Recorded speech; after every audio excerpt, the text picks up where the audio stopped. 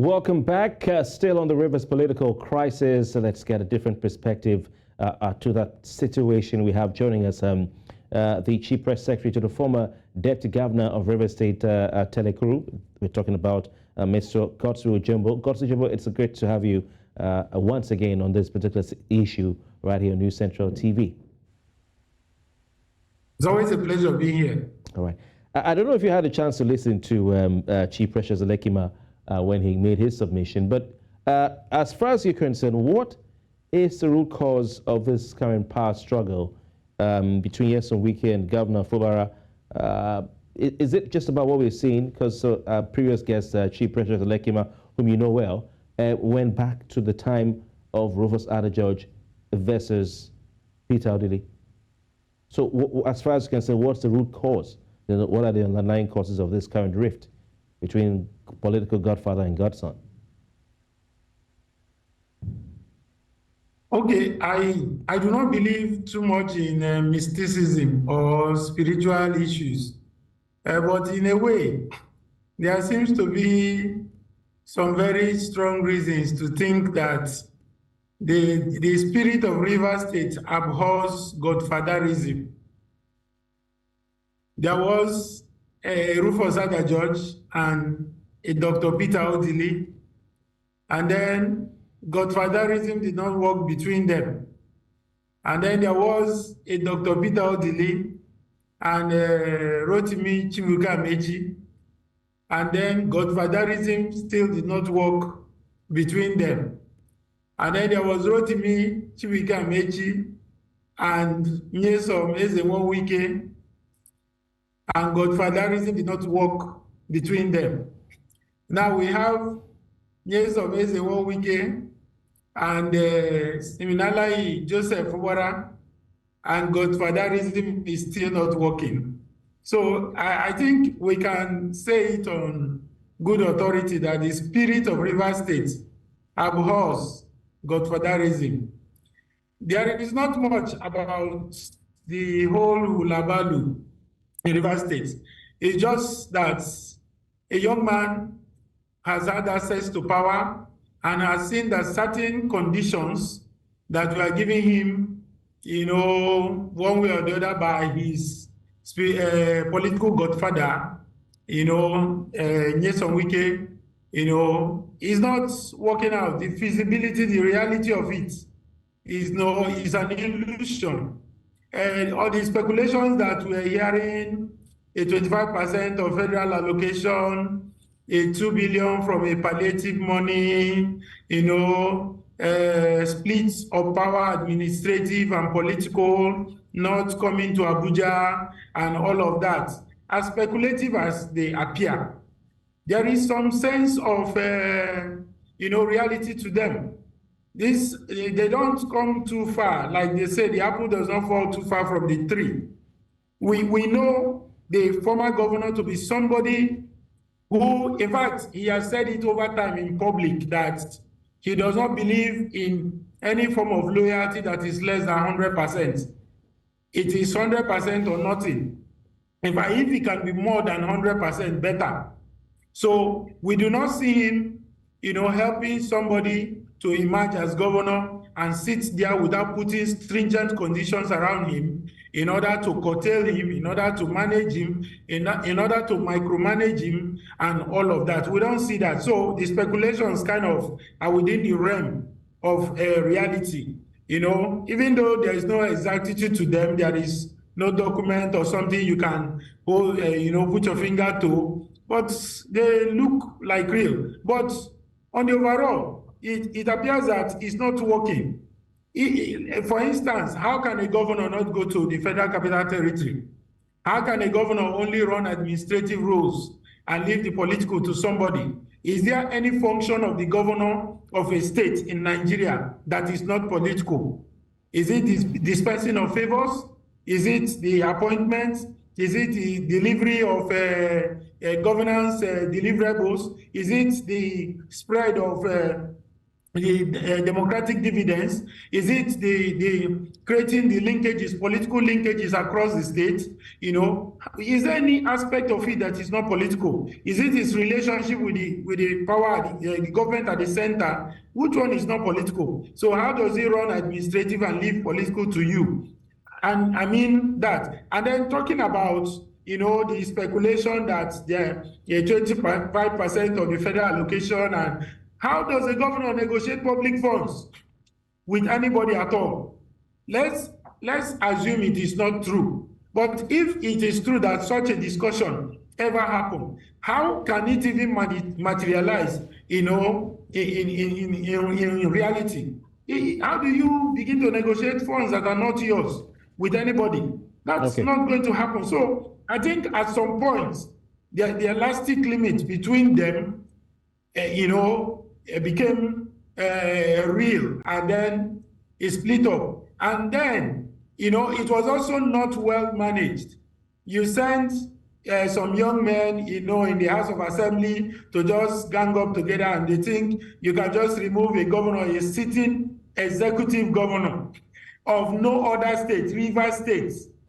But he said Godswill Jimbo, Nyesom Wike had said that this move to the impeachment is not a military coup. It's a constitutionally guaranteed process and procedure that anyone can take advantage of. It's a democracy. He said it's not a military coup, so there's nothing wrong there if a governor is impeached. He said that. I don't know if you heard him. I agree. An impeachment is not a military coup. That's fine. But 5 months into an administration and you want to impeach somebody, I mean, what went wrong in 5 months? Has he not reported for work as the governor? Has he signed any documents that are, you know, egregious to probity and rectitude?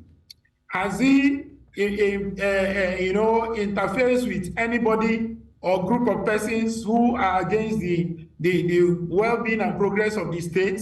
What is it that a governor has done in 5 months that will warrant a House of Assembly, you know, to begin to sit and that they want to impeach him? If there was something, they wouldn't put a blanket name, you know, gross misconduct. Gross misconduct is a vague term. There's no exactitude to it. But some would argue this is simply politics. So Politics it is constitutional. Impeachment is constitutional. But what are the grounds of the impeachment? What are the grounds of the impeachment? On what basis are you impeaching him? Have Rivers people, all the House of Assembly members represent constituencies. Godswill, Jumbo. So yes. It could be argued that, you know, and this is simply politics at play. Yes, indeed, you're saying 5 months into Nyesom Fubara's tenure, what could warrant such a hasty move to impeach a governor? What has he done that warrants impeachment? But some could argue it is simply politics.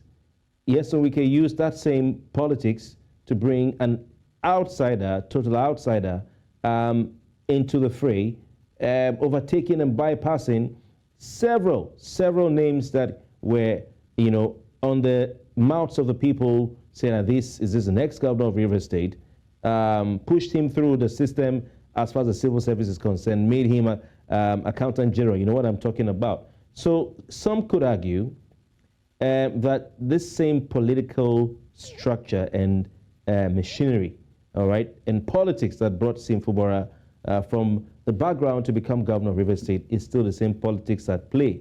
And all is fair in this battle of politics. So we should take it out like that.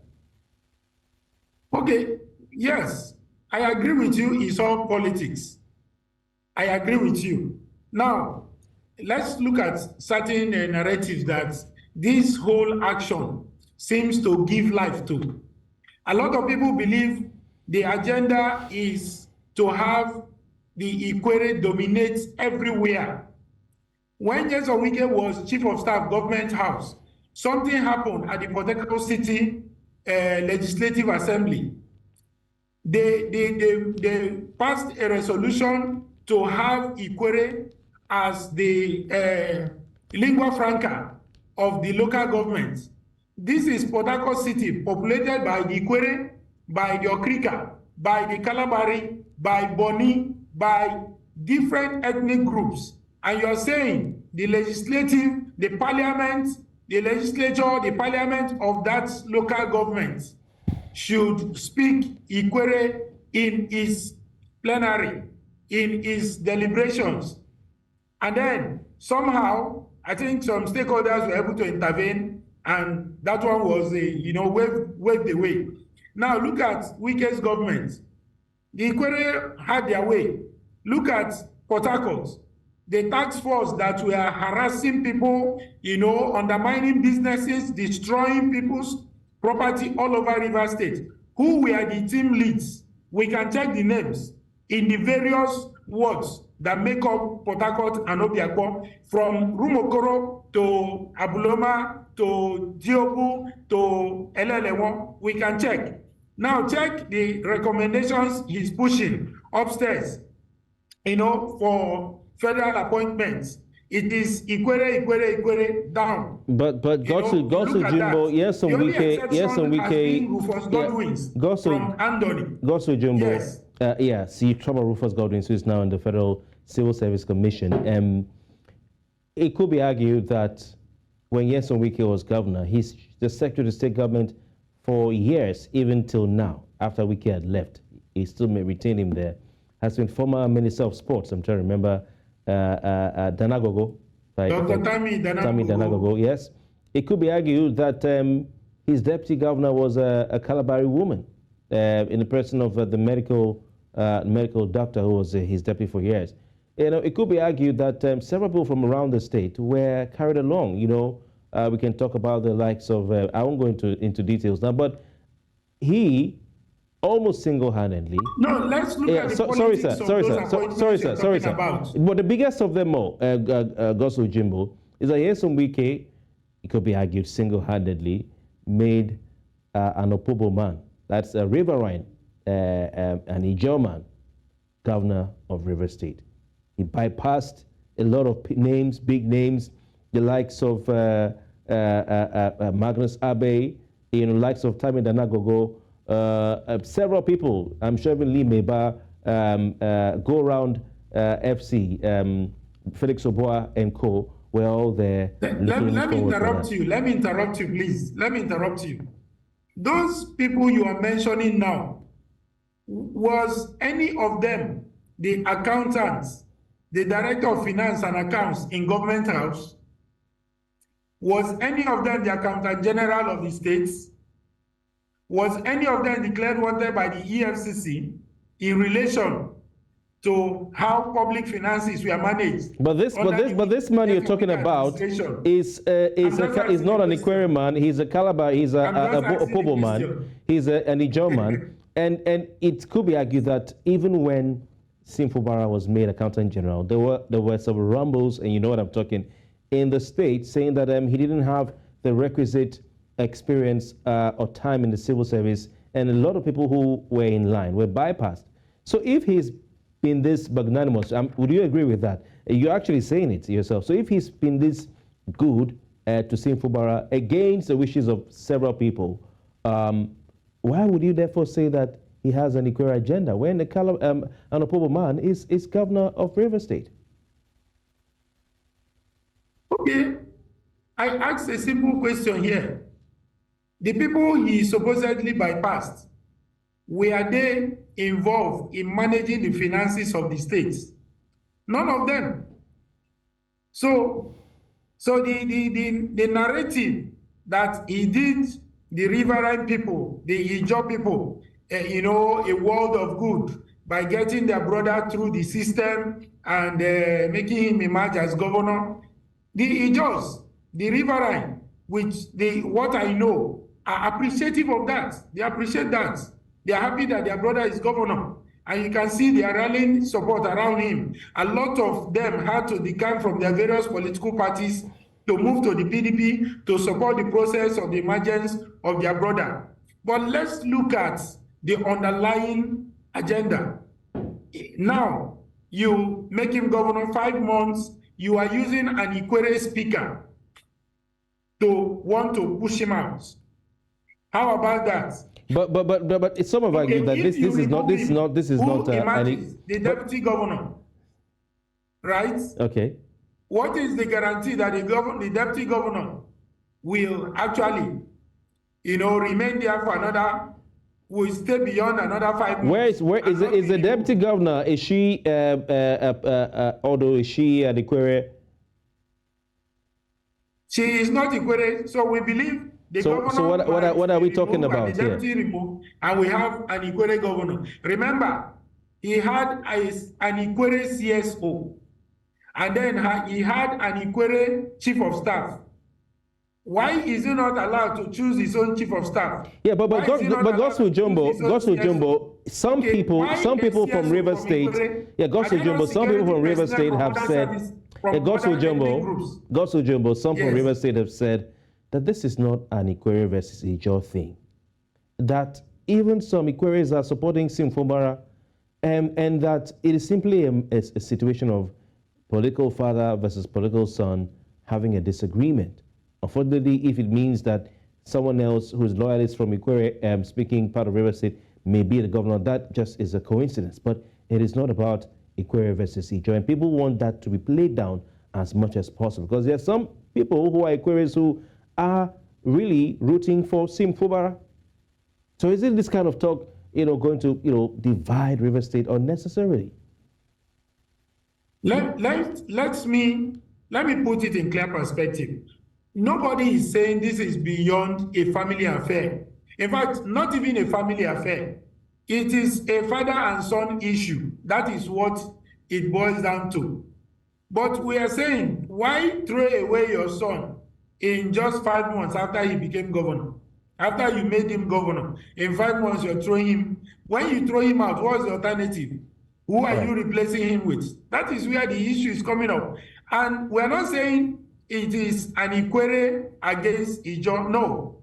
Because, in fact, majority of the people who are standing against, the attempt to remove the governor, from office, there are more Ikwere in that movement than even other ethnic groups.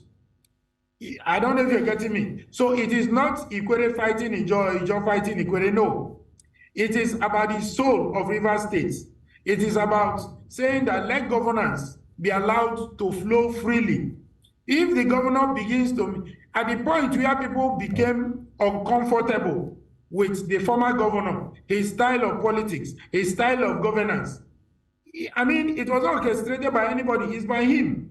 It was the way he was living his life, the way he was doing things, that people started thinking, our governor should not be acting like this, our governor should not be talking like this. So why not allow this man to govern? All right. At any point where Rivers people find him, inadequate, you don't tell them what to do. Okay, Godswill Jumbo. Rivers is one of the states where we have to go. Who go. Yes. We have to go. We will definitely look at this story as it continues to unfold. For now, Nyesom Fubara has apologized to the people of River State, but he's also thanked President Tinubu for brokering peace. We do not know if that peace is going to last, because I know that Nyesom Wike will want to ensure that he has his way at the end of the day. It remains to see who will come out on top of this, but we're here for it to discuss and report on every side. Thank you very much for your time. Yes, thank you very much. All right, okay. That's the size of our package tonight on Politics HQ. It's been a very interesting week on the program. We return tomorrow with more on this program. Thank you very much for your time. I'm Kofi. Bartels, good night.